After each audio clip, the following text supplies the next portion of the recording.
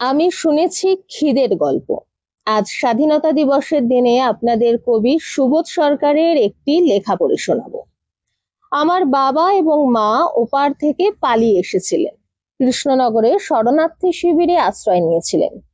সুতরাং আমি হচ্ছি মূলত শরণার্থী পরিবারের ছেলে।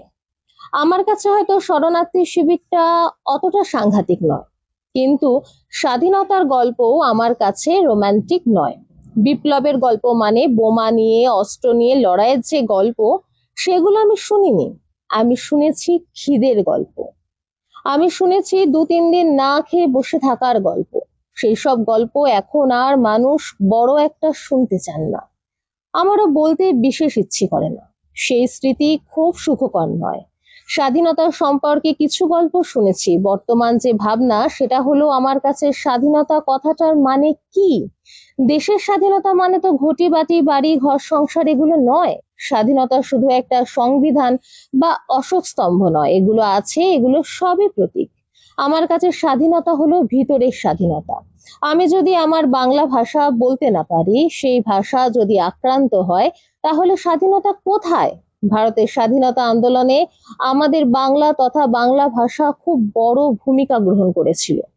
বাংলা ভাষার গান, স্বদেশী গান, রবীন্দ্রনাথের গান, নজরুলের গান থেকে শুরু করে আরো অনেক গান গাইতে গাইতে আমার বাবা মা রাস্তায় নেমেছিলেন।